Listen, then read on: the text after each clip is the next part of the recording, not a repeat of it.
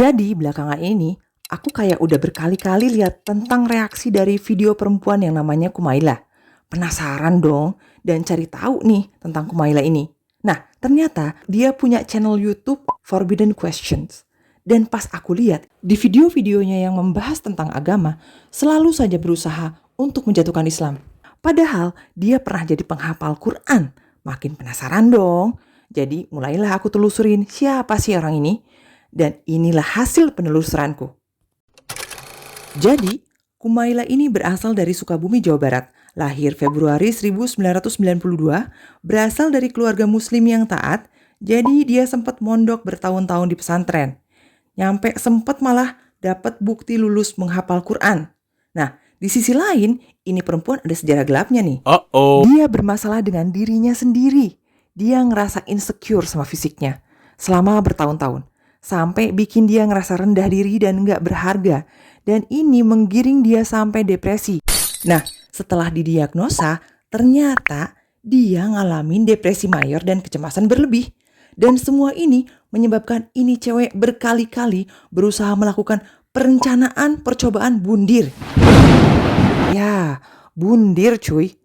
Saking besar keinginan bundirnya, dia sampai suka bikin list-list tentang cara-cara bundir yang terefektif dan dipersentasein tingkat keberhasilannya.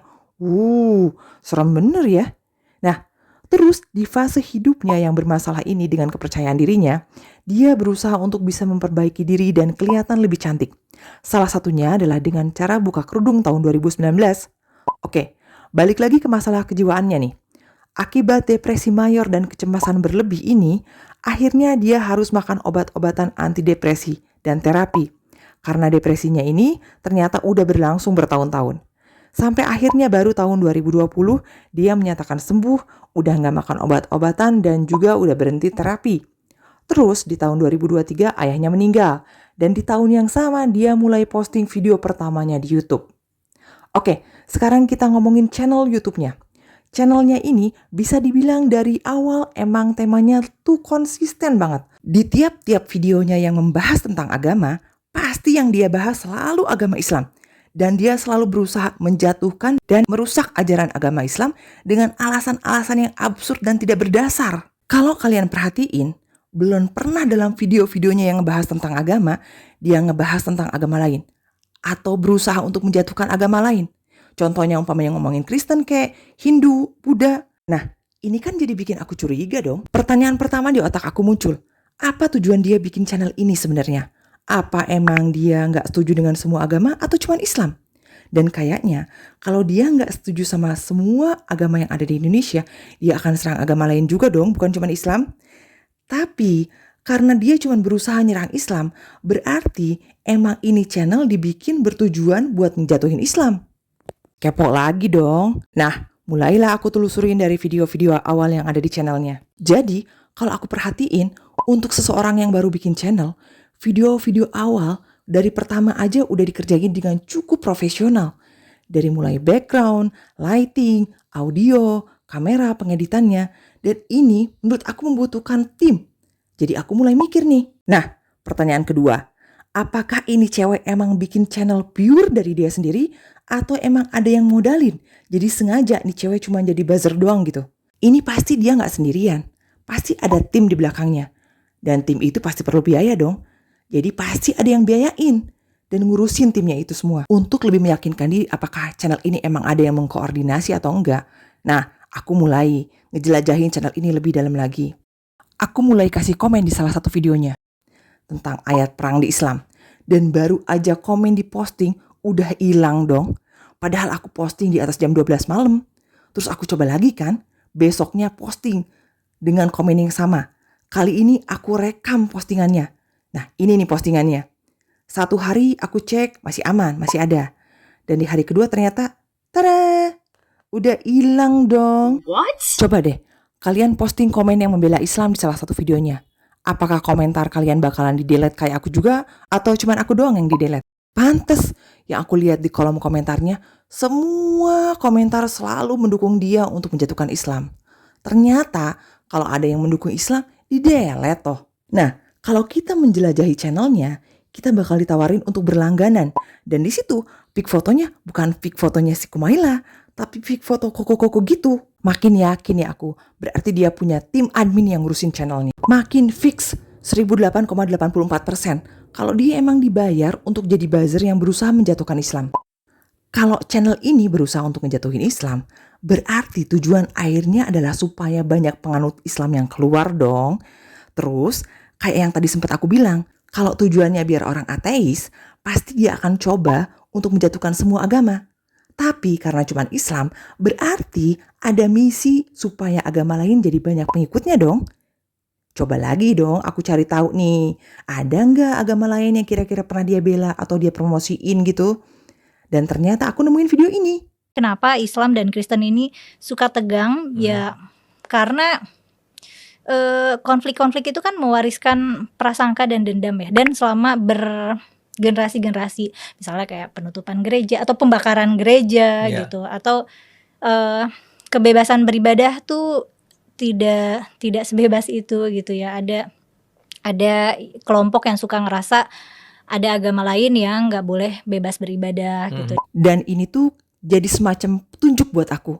Kalau sebenarnya misi agama yang dia bawa itu Kristen. Ditambah, kalian perhatiin deh, nggak pernah satu kali pun ada di video dia yang mencoba menjatuhkan agama Kristen. Karena kalau mau dicari kekurangan dan celah, sebenarnya di Kristen jauh lebih banyak lagi yang bisa diungkap.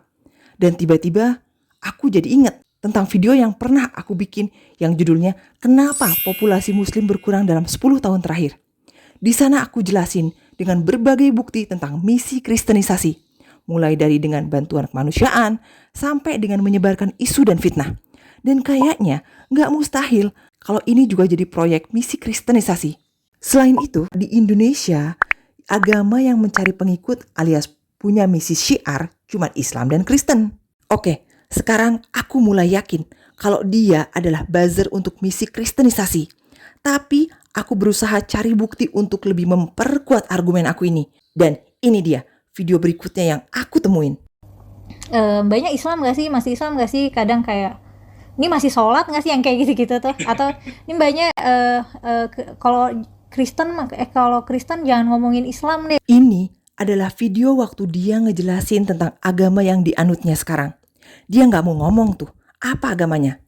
Tapi di awal dia ngomong keceplosan. Selain Islam yang dia bilang Kristen, gak ada agama lain lagi yang dia sebut. Kalau Kristen jangan ngomongin Islam deh. Dan di akhir dia perbaiki dengan ngasih pilihan tambahan. Islam, Kristen, liberal, progresif dia bilang. Dan sebenarnya akan mirip juga, nggak nyaman ya mau aku ditanya apakah aku Kristen, apakah aku Islam, apakah aku liberal atau progresif gitu. Itu sekali lagi ya aku tekankan, kalau dia liberal, progresif, atau bahkan ateis, yang dia serang pasti nggak cuma Islam. Oke, aku mulai paham sekarang kenapa pas ditanya agama dia nggak mau bilang agamanya apa. Kalau emang dia Muslim, kan paling tinggal ngomong aja kan kalau dia emang Muslim, nothing tulus kan. Kenapa dia gak mau ngomong kalau dia Muslim? Karena emang dia udah bukan Muslim cuy. Ntar gimana dong? Gak enak dong sama bosnya dia yang udah bayar gede-gedean untuk jadi buzzer Kristen. Masa iya malah ngaku masih jadi Muslim? Terus kalau dia udah Kristen, kenapa gak ngaku aja kan kalau dia emang udah Kristen? Nah, karena kalau orang-orang tahu agamanya Kristen, itu akan jadi senjata buat nyerang balik dia cuy. Nah, contohnya nih, saat dia bahas tentang ayat-ayat perang di Islam, orang-orang Muslim yang tahu tentang isi Alkitab akan komentar tuh. Sekarang kan banyak tuh apologet Islam. Nah, mereka akan menyerang dia balik. Lu lihat di agama Kristen, ayat perang dan kekerasan, bahkan ayat cabul ada dan lebih parah lagi. Nah gitu guys, itu dia lakuin untuk ngelindungin biar gak ada yang nyerang Kristen dan ngungkap berbagai kontradiksi-kontradiksi yang ada di agama Kristen. Jadi, kalau sekarang ada yang nanya sama aku, apa yang ada di pikiran aku saat nama Kumaila disebut? Kumaila, depresi, perencanaan bunuh diri, murtadin, dan buzzer kristenisasi. Kalau kamu punya pendapat lain, jangan lupa ditulis di komentar ya. Terus dengan pengetahuan sebanyak itu, seluas itu, dan dengan hazanah yang luas itu, kenapa masih Muslim?